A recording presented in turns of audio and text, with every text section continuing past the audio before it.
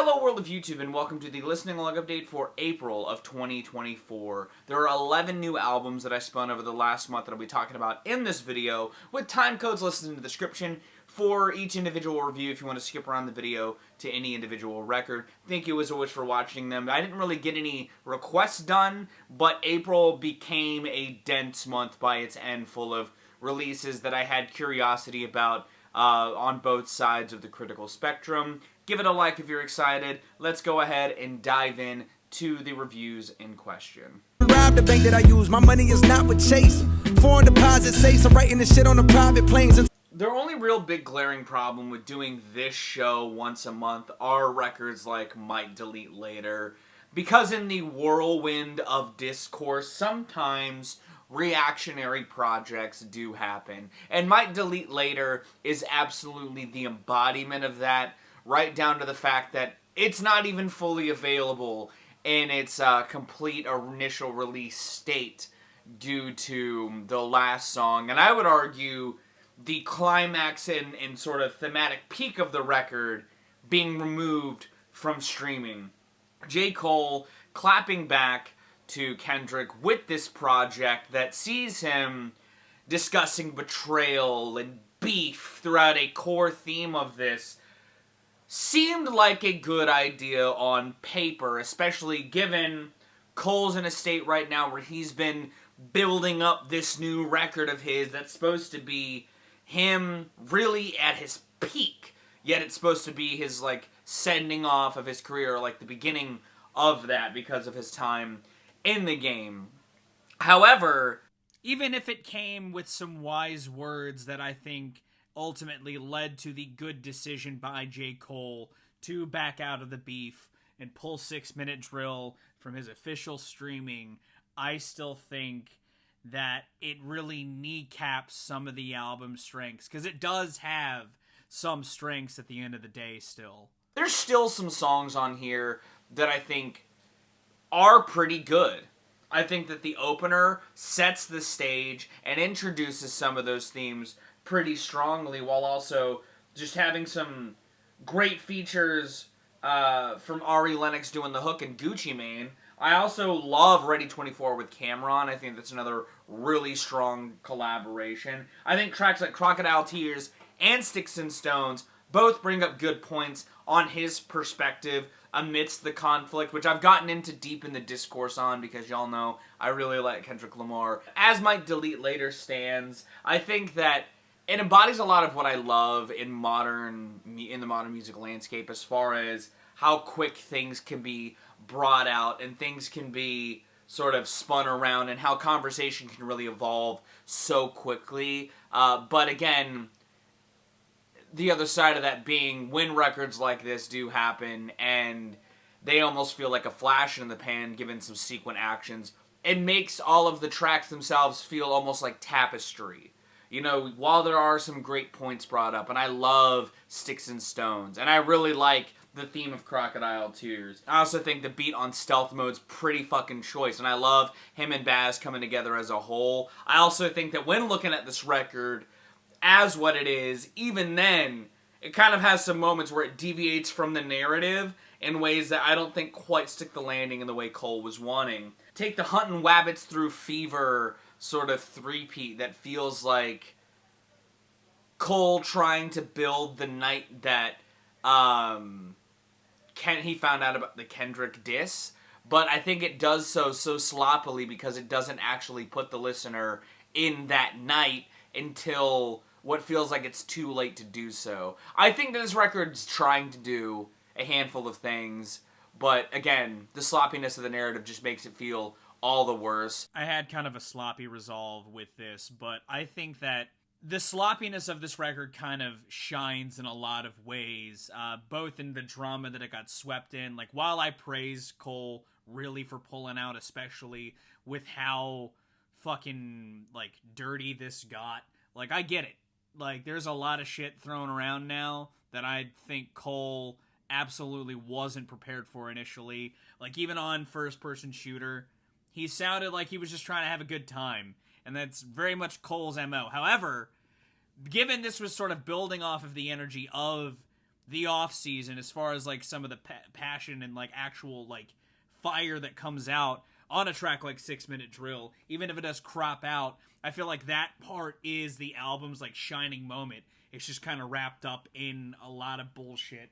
And I get it for wanting to not actually go at Kendrick, because why the fuck would you, first of all? But also, regardless, I'm giving this a 4, because there are components that I like, but even other songs that I never really talked about, but I think are choice without Cole's presence whatsoever. Pie, Ab-Soul, and Daylight. They need a collab record like yesterday. Mac agrees. Mac's a big Ab-Soul and Daylight fan. I've been following Daylight a lot. I actually followed his account because it kept popping up on my feed so much during all of this like actual battle stuff that like I just followed his account. Like, this battle's been crazy. I'm glad Cole is just chilling on a beach somewhere. Might delete later, aptly named. I absolutely would, but it's still getting a 4 because for all of its highs, its lows are just so detractory, and the lack of its real fiery finish really just cast this record aside. Maybe the fall off would be better. All this press is just to make amends. Posting socials just to make believe.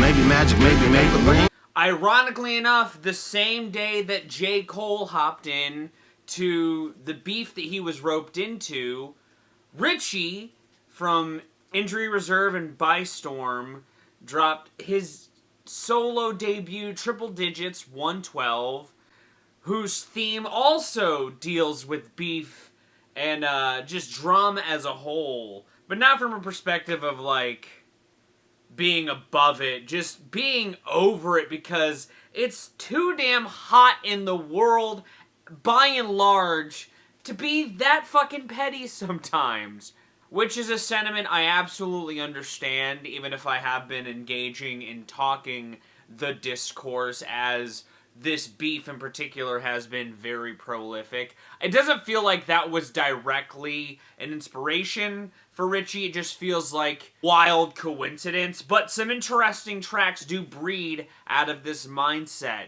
You know, I enjoy the energy of this project. It has this very laid back but mind-bending sort of sequencing that I think pays off well. You know, I think what you're trying to do is this interesting little, like, mood to start this project out on. But I think kind of gets thrown through its head through the auto-tune crooning on the title track after that, whose moodiness kind of gets paid off a little more in the drill-inspired The Keepers. I like that track a lot. I like the lo-fi beat to that, and I think that Ritchie's flow is sick on that track. That energy kind of comes back up later on in the record on How, and I just like how Ritchie tackles that inspiration on here. I like both outcomes, but I also enjoy other components like Dizzy with Amine. I think is a fantastic single, and I think both approach to talking about the theme of beef, especially Amine, and his writing with his style, tackling this was just choice. Some really funny lines in there. And again, keep the mood in this more upbeat, but like still kind of just exhausted climate. Really leaning into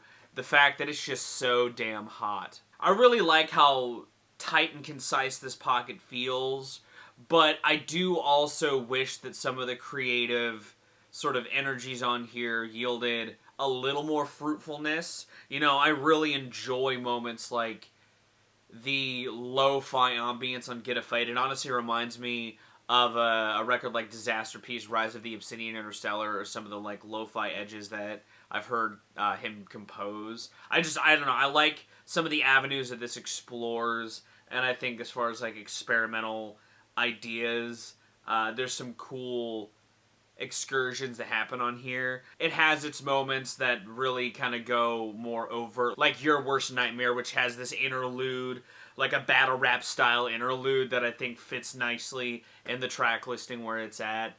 But I think that every time I respun this by its end, I just kind of wished there was a little more to set it just slightly over the edge. I think Ritchie has some cool collaborations as a whole. I think the production ideas on here are sick. And ultimately, I think that this is a really cool, cohesive through line that I'll definitely be getting spins of as the year goes on, especially as it continues to get hot, because there's some real scorchers in the track listing. The beat on looping is awesome. I love the energy of that track, but the production is so interesting. Same with the meltdown on 5 on the, just some, again, mind-melting shit that I really admire Ritchie for pulling together. I think this thing is super interesting.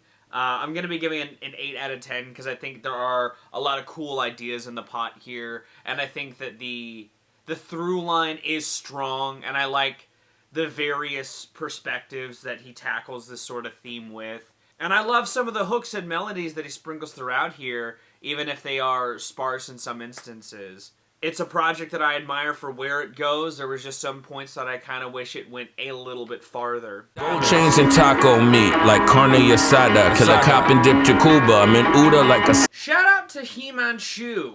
Thanks for the love, sir. I appreciate it. And for those who don't know, Heems got together with beatmaker Lapgan and dropped an album, Lafandar, and it sees Heems coming back after a handful of years out of the scene, with that same wit and bar spinning that I've praised in the past, but from a perspective that feels further on down the proverbial path of life. And I really appreciate the way he keeps his sense of humor fully intact right out the gate with the track Stupid Dumb Illiterate kicking this thing off, sort of giving us this reintroduction to Heems with this fantastic outro by Sid Sriram, but I think sort of helps sort of continue pivoting that story with just that same elegance on I'm Pretty Cool with another fantastic beat. The beats by and large on this thing I think are pretty fucking great. The way he integrates a lot of inspiration from Bollywood into the soundscape of this I think is awesome. I think also accents in some different ways. You know, he really evokes that same boom bap atmosphere on the fantastic Drew collaboration Sri Lanka. I talked about the Bangladesh track on my favorite Heems features video, but I think that Sri Lanka is another fantastic collab between these two. They just have really good chemistry, and I think both sound really great over this beat. But I was also happy to see some of the other features on here from artists that I really love and respect, like Saul Williams. I love him on Accent. I think Accent is another point where that sort of wit and sharpness comes through from Heems as well. I also love that he gets to have his own sort of wish fulfillment with other really great old GOAT collabs like Kool Keith. He brags about that on Obi Toppin, and I don't blame him. It's another really cool collaboration that I think comes together pretty strongly. As a whole, the sequencing of this record I think is fantastic. On top of that, there's other pockets of 6-piece collaborations where these 2-3 pieces kind of blur together into this really cool experience with Going for 6 and Baba Ganoush, starting with this uneasy groove that Heems, Sonny Jim, and Abi used to create this hazy coated gritty atmosphere that fades into this ambience that gets mellowed out on Baba Ganoush really cleanly. I think that Lee Scott and Cool Calm Pete help bring that smoothness and calmness with Lapgan's beat just wonderfully.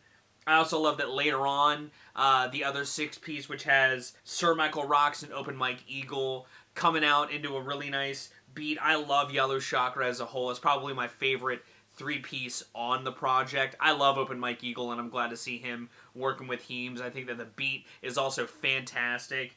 Gets followed up with another collaboration with Quell, Chris, and Blue that I think is choice as hell. As a whole, this is up there for, like, one of my favorite rap projects that's dropped this year. I love this thing. I think that it is incredible, and I think that it's a really good melting pot of talent that I think if you like hip-hop, you should absolutely spin. This is getting a 9. Love this thing. Go spin it.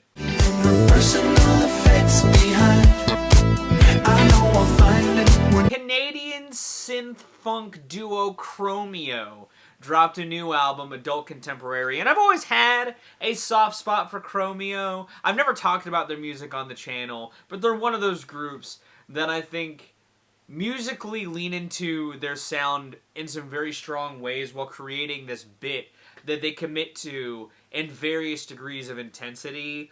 But I like that on this new record, they sort of turn that into a more straightforward record that, you know, plays the synth funk up to talk about this relationship. And I like the way that it approaches that relationship, by and large. It's got this very direct through line, but I think that it works for this group, and I think that the way that they use, with the LaRue collaboration Replacements, which has a sort of a reprise to close the record out, and I think it's a pretty solid hook-driven song. But I also like the two-part personal effects in the back half of the record. I think that like that's a moment that's sort of where the sequencing feels its strongest, that stretch of the record as a whole. Ballad of the Insomniacs after that, bleeding into Coda to sort of accent this night left stirring that song sort of leans into. I think it's a pretty fun, creative decision. As a whole, this is a pretty charming, fun, solid little release that I think has this jovial, lighthearted sound that evokes some of the energy on a record like H2O by Daryl Hall and John Oates, honestly. And I think it's pretty fun. You know, considering I was also spinning some 80s synth music, having this as like a modern version of that in my rotation this month was a lot of fun. You know, the synth pads on a track like Romantic Nights lean into that 80s synth funk worship nostalgia wave that these guys kind of channel sometimes in their soundscape, which I think is another really fun, sort of catchy little jam. I think the funk is tight enough. I think the production, while maybe a little too pristine to some caliber, I think accomplishes, helps the group get their message across regardless. I like a lot of this record. I think that it's a pretty fun ride. If you like synth funk and you like synth funk records that pull together this sort of mood and lyrical through line, this is a pretty solid one. I'm giving it a 7 out of 10. It's a very fun release that has some catchy moments and some fun funk popping up throughout the track listing through and through. Some things I never say, like who uses time. While I may not be the biggest Taylor Swift fan by and large, I do have an appreciation and love for some of her records, as I've talked about in the past on this segment. However, I've never been less excited to dive into a record as I had been for this, if only because Taylor Swift is a very meticulous artist, and there had to be a reason why there were no singles leading up to this. It was all just imagery and a visual style release build up for an audio experience. This record really isn't that good. But it's not for the reasons that, I would say a record like Reputation are bad, which I would argue that up until this point, that was easily the worst record in Taylor's career, but it was a record that felt like it was cut from the same cloth as this. This is Taylor really diving into her own self-conflict, / not really self-conflict, but conflict with the mass and her perspective from that position, but with a more ambiguous approach this time around that I think makes some of the more reflective and obtuse lyrics that may have been present on a record like Midnight's feel all the more drab and don't stick out in any meaningful way across the flaccid soundscape that is this record, which is ultimately this record's biggest oddity, because it's a record that definitely wants to have gravitas. It wants to have passion, She has this sort of mellow sway to a track about Maddie Healy, presumably, with I Can Fix Him, No Really I Can. I guess is sort of in the character with where the last couple of the records from that band I had spun were. I'll be honest, I'm not really a fan of those guys. But even with a collaboration like Fortnite that opens this record with somebody who, at least for last handful of years, had been a huge pop name, but he even feels buried in the ambiguous gray that is the soundscape of this project. It's kind of wild to me that this record leans into that sort of internalized sadness with like a title this long and gaudy, but doesn't have that same sort of mentality with its soundscape, with the exception of Florida, which I think is a great collaboration. And I'm not saying that just because I'm a pretty moderate fan of Florence and the Machine. I don't think they've made a record that isn't below a 7. I think that all of their records are at least that or above. It's a moment where a lot of the album booms, which was only made worse upon release when it was revealed that this was a double album, which I'd seen people theorize leading up to this album's release. A lot of people were focusing on the 2 that Taylor was accenting in some of the promotional stuff, which was to lead to an over 2-hour experience of Taylor going through this very lyrically gravitas but ambiguous experience, which I think lends to this album feeling more like a slog than it already may have seemed in its initial sort of 2 seconds of release before the double album was revealed. And there's some tracks that I think sonically, while ambiguous, they skirt the line to at least standing out in some choice ways. Like I Can Do It With a Broken Heart has a pretty nice swell that builds throughout. Again, it's just a moment where I kind of wish it went for broke, especially if the sonic tapestry was going to be so sort of hazy throughout this entire experience. You know, when writing a song about this fling-like experience, it at least taps into that wistfulness in some of its approach. You know, the verses have this energy to it that I think encapsulates that mood well, and I think that Taylor writes that from that perspective pretty strongly. And it's another moment that I think stands out, but I still think doesn't go for broke in the way that this kind of theatricality I feel like should have. One moment where the intimacy I think does shine in a moment that I think is strong from a songwriting perspective is the Albatross. I like that song. I think that is a moment that I think does stand out with its lyrics in a way that, you know, gets accented subtly enough to give glimmers of grandness that I think lends to this harbinger of things to come atmosphere, even if it comes later on in the track listing. But for every, 1 to 2 highlights across this 2-hour experience, it just all gets washed away because I don't want to sit through a Clara Bow that builds to at 40% intensity with this scale in the room that feels so empty. It has the unhinged writing that I could see people wanting to get from Taylor Swift, but I don't think the approach and how everything comes together sells that in any way that I think is all that entertaining to me personally. I'm giving this a 2 out of 10. I really don't like this. I won't be spinning it.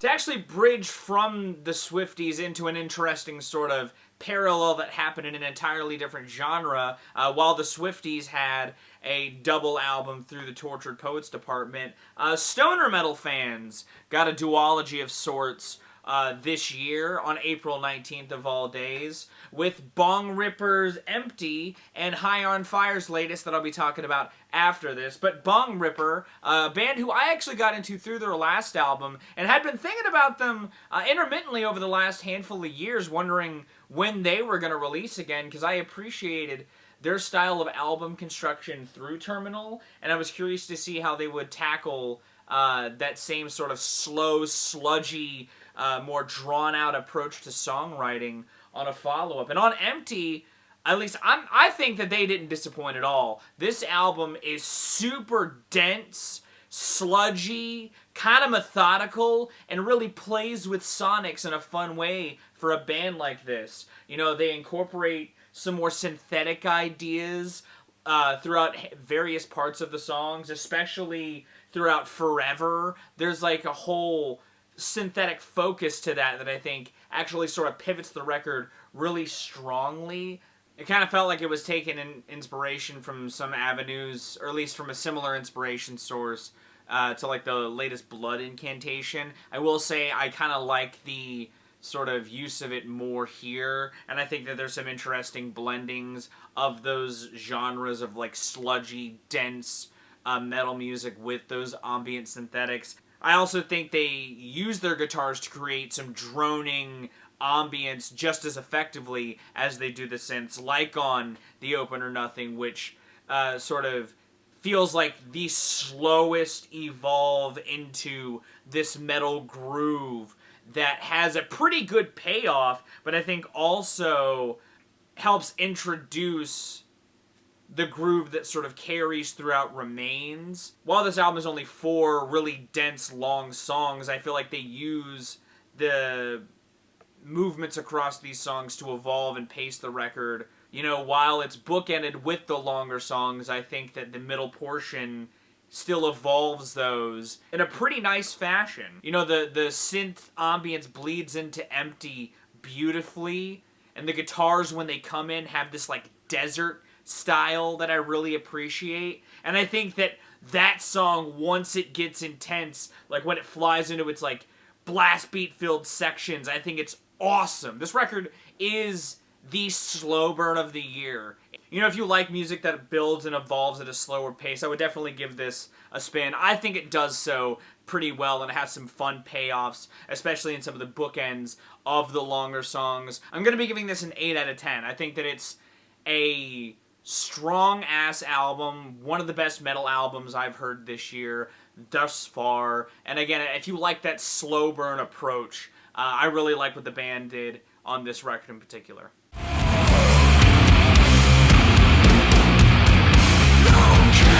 High on Fire, on the other hand, are a band that I am very familiar with and have been a fan of for a long time. I've always appreciated how consistent they have been for as prolific as they are, as opposed to like some of their contemporaries in their lane. And while this newest record, Cometh the Storm, sort of carries a different sort of emotional weight than their last album, Electric Messiah, which I would say is easily, which is one of my personal favorites in their catalog for how well it felt like a blending of their style with this through line of being a tribute to Lemmy. I thought that it was a great record. And Cometh the Storm, while retaining some of that grand imagery and sort of feeling this foreboding apocalypse sort of stewing throughout pockets of tracks like the single Burning Down and on the title track. They also use chords and stringed instruments and sort of percussion that has a very Middle Eastern influence and sort of helps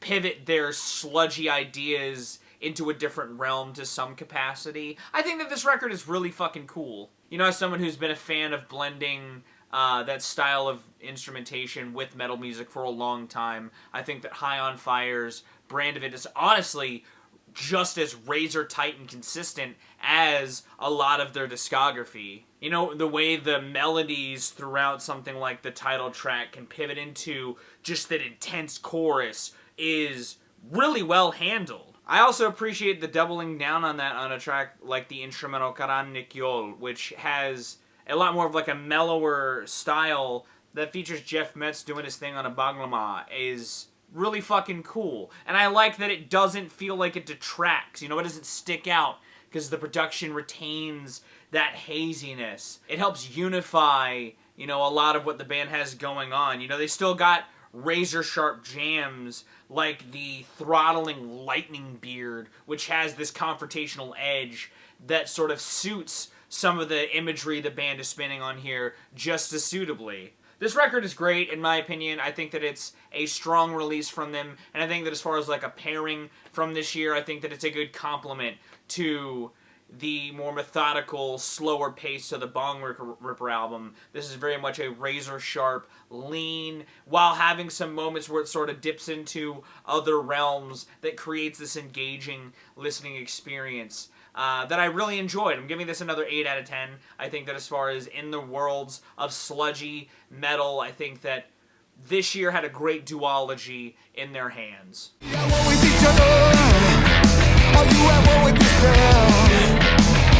There was one other album that dropped April 19th that I did want to listen to, and there was one other album from April 19th that I had spun over the last month that I thought I filmed a review for, and I just didn't.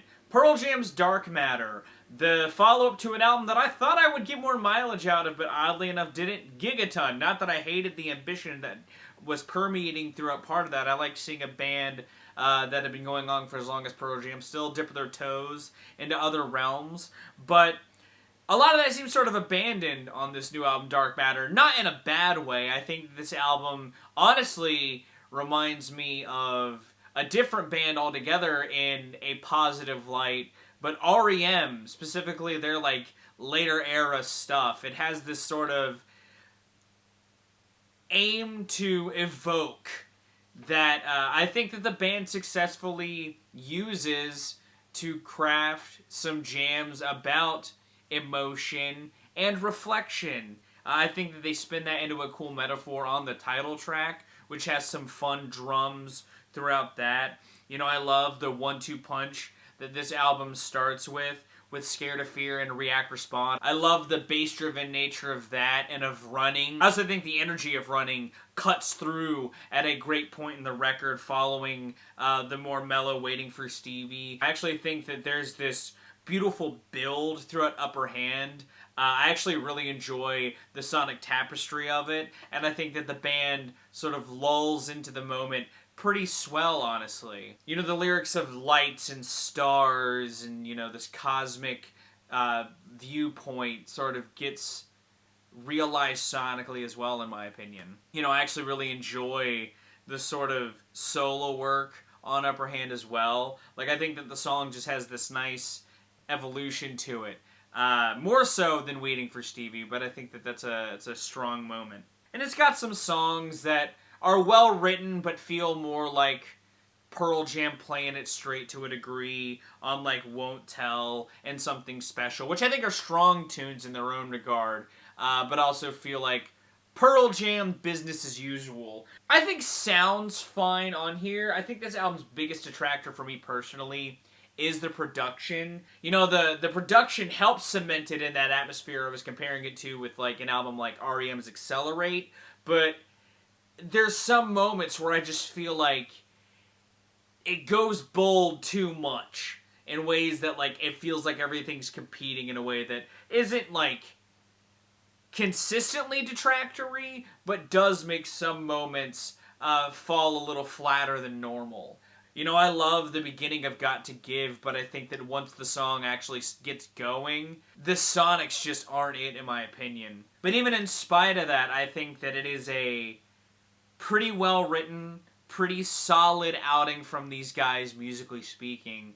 And I think that a lot of my complaints about the production being inconsistent are honestly to the album's detriment, because when it shines, it's still pretty good. And I'd give this like a 7 out of 10. It's a solid outing from these guys. Probably honestly has more that'll stick with me in hindsight than some of the deviations from Gigaton, but only time will tell with that one. My path and I'll eat you up. I tell you. Now, I was between two albums that I was going to talk about this month, but I decided to end it with St. Vincent's All Born Screaming, if only because I wanted to have time with Justice, and I'm glad that I kind of waited given how the beginning of May started especially.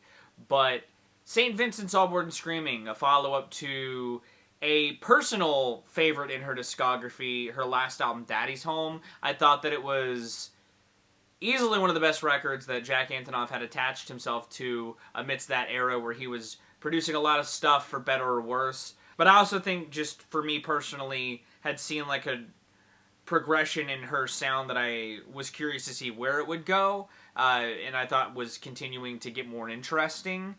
Which, with this newest record, on paper sounds a bit more interesting. It's not another album with Jack Antonoff, thankfully. But when really thinking about an unhinged Annie Clark-produced St. Vincent album in the wake of some of the recent production stuff she had been a part of that made my intrigue all the more intense, to be honest, you know? Which I'll give this album one thing. I think that spirit-wise, mood-wise, it reminds me of a record that I really love, that I think is kind of underrated in the particular band's catalog, and that's Beck's Modern Guilt.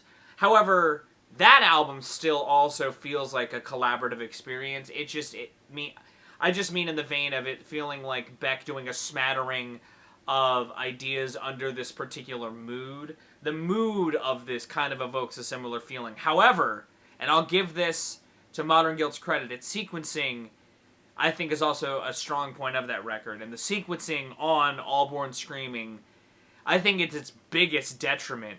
I think that the focus on multiple, like, sort of mood-building moments throughout the early stretch with Hell Is Near and Reckless doesn't do the album favors, because I think that Hell Is Near is a better opener than Reckless and pivots into direction. It also sonically gives me a better point of inspiration where I feel like the record more reminds me of, and that it has more of the excess and experimentation seen through the eyes of, like, Oasis's Be Here Now, peaks of Hell Is Near, but I was hoping that after that the sort of momentum would build towards an actual sort of starter, and even then, even if it doesn't, for a little bit, I at least appreciate some of the pivots that crop up after that, in the vein of, like, the stiff, evolving groove of Broken Man, which reminds me sort of like a Soul Coughing offcut, which you guys know I'm all into, along with the sounds of Big Time Nothing, which do feel like a moment where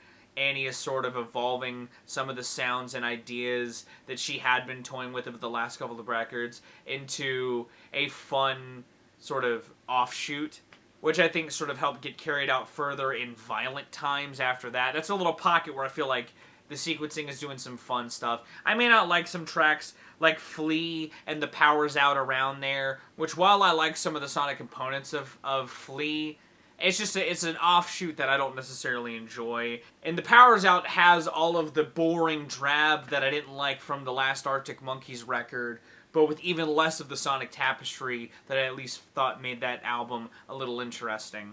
I also don't like the title track. I think that it goes on for a little too long, and I don't think that the groove evolution of that song does a tremendous amount. I like some of the components of it. You know, I like the guitar on there. I think that it's nice, and I like some of the sort of mood of that song, but I think it goes on for just a little smidge too long. Not to knock some of the strengths in some of the lyrics on here, but I think that, like, again, some of those deviations stick out, and that paired with some of, like, the awkward sequencing, I think just kind of sets this record back to me in a way that I wasn't really expecting. I'm going to be giving this a 5. I think that it's got some components I enjoy, and I walk away with this with a couple songs that I like, but I definitely won't have this in my rotation in the same way that I have the last handful of albums that Annie's dropped.